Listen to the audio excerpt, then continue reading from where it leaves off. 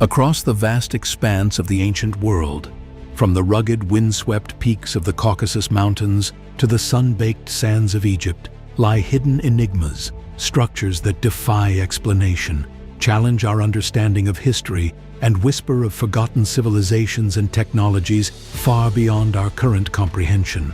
These sites, the Kurora shaft in the North Caucasus, the Osiris shaft beneath the Giza Plateau, and the potential tomb of Cleopatra near Alexandria, are not mere archaeological curiosities. They are portals to a past so distant, so shrouded in mystery, that they force us to question the very foundations of what we believe to be true about human origins and the rise of civilization.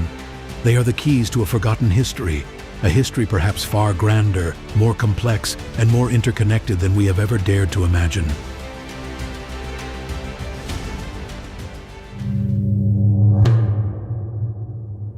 Our journey begins in the remote wilderness of the North Caucasus, a land of towering mountains, deep gorges, and ancient secrets.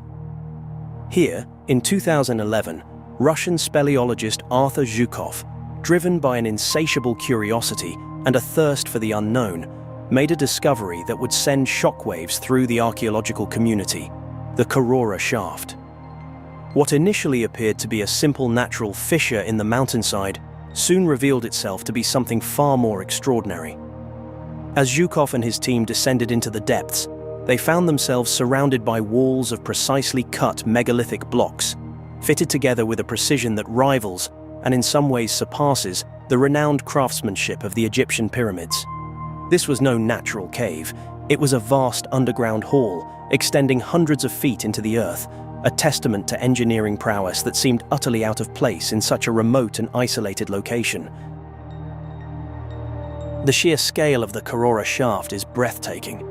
Massive stone blocks, some weighing over 200 tons, form right angles and create a space that feels both ancient and strangely futuristic. How could such a structure have been built? What tools, what knowledge, what civilization could have conceived of and executed such a monumental feat of engineering, particularly in a region far removed from any known centers of ancient power? The polished walls, the intricate arrangement of stone blocks resembling columns, the very air within the shaft seems to hum with a forgotten energy, a silent testament to a past we can barely grasp. It's important to note that Zhukov's team noticed constant airflow, even deep inside, suggesting advanced ventilation and possibly a connection to other underground areas, as if this shaft was just one part of a larger complex. The mystery of Kurora deepens when we delve into the local legends and folklore. For generations, the people of the North Caucasus have passed down stories of vast underground cities built by civilizations that predate recorded history. These myths speak of beings with advanced knowledge, of technologies lost to time, and of a world swallowed by the earth. Could these legends be more than just fanciful tales? Could they be fragmented memories of a real past, preserved through oral tradition, hinting at a time when the Caucasus was home to a civilization capable of extraordinary achievements? The Kurora shaft lends credence to these ancient stories, suggesting that they may be rooted in a reality far grander than we ever imagined. Let us now journey thousands of miles south, to the land of the pharaohs, to the heart of ancient Egypt. Beneath the iconic Giza Plateau, near the watchful gaze of the Great Sphinx, lies another enigma that mirrors the mysteries of Kurora, the Osiris shaft. This multi-level complex, descending 35 meters into the bedrock, is a testament to extraordinary engineering and a profound understanding of subterranean construction.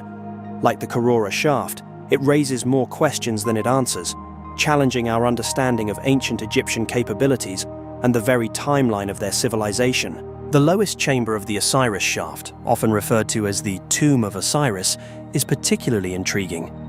Here, a granite sarcophagus rests on a platform surrounded by water, a scene that eerily echoes the mythical resting place of Osiris, the god of the underworld, death, and resurrection. But was this truly a tomb in the traditional sense? The unusual materials and construction methods used in the Osiris shaft suggest a purpose far more complex than simple burial. One sarcophagus, discovered on the second level, is crafted from dacite, a volcanic rock not found anywhere in Egypt. Geological analysis confirms that there are no dacite deposits in Africa large enough to yield a block of this size, meaning this 40-ton behemoth must have been transported from a distant land, possibly from Europe or the Black Sea region. The logistics of such an undertaking are mind-boggling. How did the ancient Egyptians, or whoever built this structure, move this massive stone across vast distances, over land and sea, and then lower it with such precision into a shaft not designed for easy access? Further adding to the mystery is the thin metallic coating found on the dacite sarcophagus, containing elements like lead, a material known today for its radiation-shielding properties. Measurements taken within the sarcophagus revealed unusually high levels of gamma radiation, hinting at a function far beyond the preservation of a body. Were the ancient Egyptians, or perhaps a civilization that predates them, aware of the properties of radiation? Did they utilize this knowledge in their construction and rituals? The dating of this sarcophagus adds another layer of complexity, placing it as far back as 3150 BCE, a time that potentially predates the construction of the pyramids and challenges the accepted chronology of ancient Egypt. This suggests that the Osiris shaft may be the work of a forgotten civilization, one whose achievements were later attributed to the pharaohs. Our final destination on this journey of discovery is the proposed tomb of Cleopatra, located near the ancient city of Alexandria at the site of Osiris Magna. Here, archaeologist Kathleen Martinez, fueled by a lifelong passion for the legendary queen, believes she has found Cleopatra's final resting place. While the identification of this site remains a subject of ongoing debate within the archaeological community, the discoveries made there are undeniably significant and share intriguing parallels with the mysteries of Kurora and Osiris. The site features a vast, unfinished tunnel, carved with remarkable precision into the bedrock, leading to a series of chambers. This subterranean complex, while not as ancient as the other two sites, echoes the underground construction found at Kurora and Osiris, suggesting a shared tradition of engineering, or perhaps even the preservation of ancient knowledge across millennia. The scale and design of the tunnel at Osiris Magna imply that it was intended for someone of paramount importance, a ruler of immense power and prestige, possibly Cleopatra herself. Within these chambers, Martinez's team unearthed a wealth of artifacts, including coins bearing Cleopatra's likeness, statues and inscriptions, some of which refer to a Queen of Kings, a title often associated with the last pharaoh of Egypt. While the potential tomb of Cleopatra may not possess the same raw ancient power as Kurora or Osiris, it nevertheless adds another piece to the puzzle. It suggests that the tradition of subterranean construction, of creating hidden spaces beneath the earth, persisted through the ages, perhaps passed down from the very civilizations that built the earlier structures. Did the builders of Cleopatra's era draw upon ancient knowledge, inherited from a forgotten past? Was there a continuous thread of understanding, a secret tradition of engineering and technology that linked these disparate sites across vast stretches of time? Nestled near the tranquil Fayum oasis, the Hwara pyramid site stands as a silent testament to a bygone era. To the untrained eye, it appears as little more than a worn mound of earth, its grandeur eroded by time. Yet over 2 millennia ago, this very spot left ancient historians like Herodotus utterly astounded. He described a labyrinth so magnificent and complex that it eclipsed even the famed pyramids of Giza. What secrets did this labyrinth hold to inspire such wonder? Could there be hidden marvels beneath the sands that have eluded modern discovery? In the late 19th century, the intrepid British archaeologist Flinders Petrie sought to unravel this enigma. His excavations led to the unearthing of 2 colossal seated statues, each hewn from hard quartzite sandstone and standing 18 meters tall, a tangible validation of Herodotus's accounts. But the true revelation lay within the dilapidated pyramid itself. Beneath its crumbling mud brick exterior, Petrie discovered a megalithic core exhibiting craftsmanship of extraordinary precision. Massive stone blocks were fitted so meticulously that not even a blade could slip between them. How did ancient builders, without the benefit of modern technology, achieve such an impeccable fit? Delving deeper, Petrie found that the pyramid's entrance defied convention. Located on the south side rather than the customary north, it led into descending passages flanked by ramps, perhaps designed for the movement of heavy cargo. Massive stone slabs, each weighing approximately 20 tons, functioned as trapdoors to seal off inner chambers. At the heart of the pyramid lay a central chamber carved from a single block of quartzite sandstone, weighing over 110 tons. Within rested a sarcophagus, devoid of any inscriptions or hieroglyphs, a curious anomaly for a royal tomb. Instead, Petrie found charred bones and remnants of burnt diorite. What events transpired here to warrant such elaborate construction and yet leave so few clues?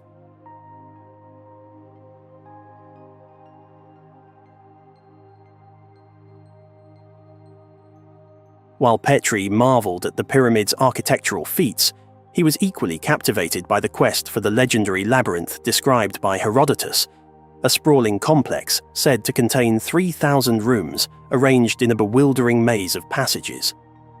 Though much of it had been dismantled over centuries, Petrie's excavations uncovered vast foundations that hinted at its former grandeur.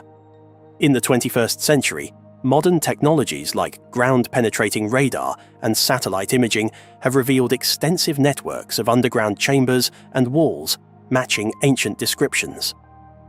Yet despite these compelling findings, there has been resistance to further excavation. What might this reluctance signify? Could the labyrinth conceal secrets that challenge our understanding of ancient Egyptian civilization? Journeying to another enigmatic site, we arrive at the Serapeum of Saqqara, a subterranean necropolis shrouded in mystery. Hidden within its depths are enormous granite boxes, each carved from a single block and weighing up to 70 tons. Their exteriors are polished to a mirror-like finish, and their corners are flawlessly squared, exhibiting a level of precision that rivals modern engineering. The interiors mirror this perfection, with uniformly smooth surfaces and consistent wall thickness. How could artisans over 3,000 years ago achieve such feats using only the rudimentary tools we believe they had? Granite is an exceptionally hard stone, difficult to carve even with today's technology. Theories abound that the ancient Egyptians may have possessed advanced techniques or tools now lost to history. Marks resembling those made by high-speed drills and saws have been found on other granite artifacts, such as perfectly round tube drill holes and spiral grooves on cylindrical cores. Could these be evidence of machinery or methods far ahead of their time?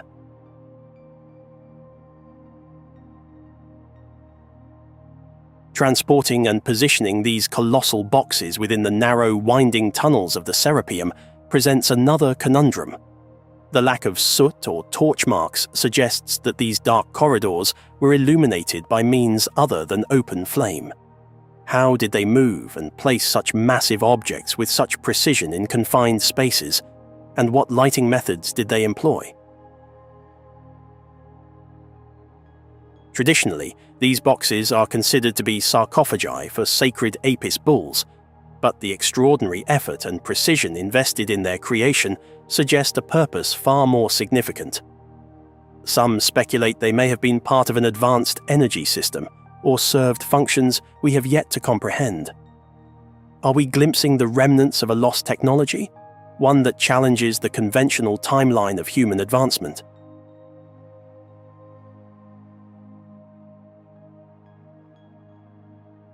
Just a stone's throw from the bustling streets of Cairo, 5 miles southwest of Giza, lies the lesser-known necropolis of Zayet El Aryan, a site that might hold the key to these enduring mysteries. In 1900, the Italian archaeologist Alessandro Barsanti stumbled upon an immense limestone pit filled with massive blocks seemingly discarded in haste, as if to conceal something extraordinary beneath. At the bottom of this 21-meter-deep pit, he discovered interlocking pink granite blocks and an oval-shaped granite vat, meticulously carved and polished to perfection. Sealed with layers of lime and clay, the vat contained only a thin black residue along its walls when opened. What was the purpose of this enigmatic vessel, and why was it so carefully hidden? Barsanti was convinced he was on the brink of uncovering a subterranean complex of immense significance. However, his excavations were repeatedly thwarted, first by lack of funding and later by governmental restrictions. In the 1960s, the Egyptian government designated Zoyat El Arian as a military zone, effectively halting all archaeological exploration. Why was access to such a potentially significant site suddenly revoked? What could be buried beneath that necessitates such secrecy? Some researchers have proposed a radical theory connecting Zoyat El Arian to the Great Pyramid of Giza. The Great Pyramid, long thought to be a tomb for Pharaoh Khufu, lacks many of the typical features of a burial site. No mummies, treasures, or elaborate inscriptions have been found within. In the mid-20th century, engineers like Edward Kunkel and later John Cadman suggested that the pyramid might have functioned as a massive water pump or even as a generator, harnessing natural forces to produce energy. Could the intricate passages and chambers have been designed for purposes far more advanced than traditional archaeology suggests? If the Great Pyramid was indeed part of an ancient energy network, the structures at Zoyat El Arian might have played a complementary role. The precision-engineered granite vat and the complex subterranean design could have been integral components of a sophisticated system capable of generating and transmitting energy. Is it possible that the ancient Egyptians, or perhaps an even older civilization predating them, possessed advanced technological knowledge that has since been lost to time?